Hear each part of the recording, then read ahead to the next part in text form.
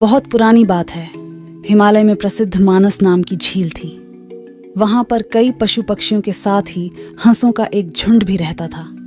उनमें से 2 हंस बहुत आकर्षक थे और दोनों ही देखने में एक जैसे थे। लेकिन उनमें से एक राजा था और दूसरा सेनापति। राजा का नाम था धृतराष्ट्र और सेनापति का नाम सुमुखा था। झील का नज़ारा बादलों के बीच में स्वर्ग जैसा प्रतीत होता था। उन समय झील और उसमें रहने वाले हंसों की प्रसिद्धि वहां आने जाने वाले पर्यटकों के साथ देश विदेश में फैल गई थी। वहां का गुणगान कई कवियों ने अपनी कविताओं में किया, जिससे प्रभावित होकर वाराणसी के राजा को वह नज़ारा देखने की इच्छा हुई। राजा ने अपने राज्य में बिल्कुल वैसी ही झील का निर्माण करवाया और वहां पर कई प्रकार के सुंदर और आकर्षक फूलाएं के पौधों के साथ ही स्वादिष्ट फलों के पेड़ लगवाए। साथ ही विभिन्न प्रजाति के पशु पक्षियों की देखभाल और उनकी सुरक्षा की व्यवस्था का आदेश भी दिया। वाराणसी का ये सरोवर भी स्वर्ग जैसा सुंदर था, लेकिन राजा के मन में अभी उन 2 हंसों को देखने की इच्छा थी जो मानस सरोवर में रहते थे।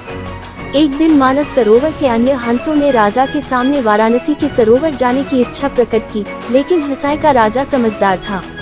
वह जानता था कि अगर वो वहाँ गए तो राज उन्हें पकड़ लेगा। उसने सभी हंसों को वाराणसी जाने से मना किया, लेकिन वो नहीं माने। तब राजा और सेनापति के साथ सभी हंस वाराणसी की ओर उड़ चले। जैसे ही हंसों का झुंड उस झील में पहुंचा, तो अन्य हंसों को छोड़कर प्रसिद्ध 2 हंसों की शोभा देखते ही बनती थी। सोने की तरह चमकती उनकी चोंच, सोने की तरह ही नजर आते उनके पैर और बादलों से भी ज्यादा सफेद उनके पंख हर किसी को अपनी ओर आकर्षित कर रहे थे। हंसों के पहुंचने की खबर राजा को दी गई।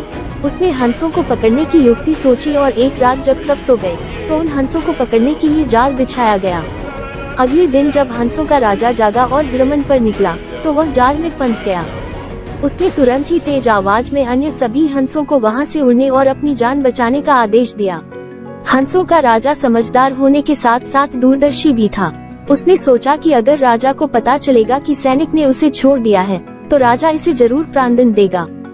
तब उसने सैनिक से कहा कि आप हमें अपने राजा के पास ले चले। ये सुनकर सैनिक उन्हें अपने साथ राजदरबार में ले गया। दोनों हंस सैनिक के कंधे पर बैठे थे। हंसों को सैनिक के कंधे पर बैठा देखकर हर कोई सोच में पड़ गया। जब राजा ने इस बात का रहस्य पूछा तो सैनिक ने सारी बात सच सच बता दी। सैनिक की बात सुनकर राजा के साथ ही सारा दरबार उनके साहस और सेनापति की स्वामी भक्ति पर हैरान रह गया और सभी के मन में उनके लिए प्रेम जाग उठा। राजा ने सैनिक को माफ कर दिया और दोनों हंसों को आदर के साथ कुछ और दिन ठहरने का निवेदन किया। हंस ने राजा का निवेदन स्वीकार किया और कुछ दिन वहां रुककर वापस मानस झील चले गए। हमें कहानी से ये सीख मिली कि किसी भी परिस्थिति में हमें अपनों का साथ नहीं छोड़ना चाहिए।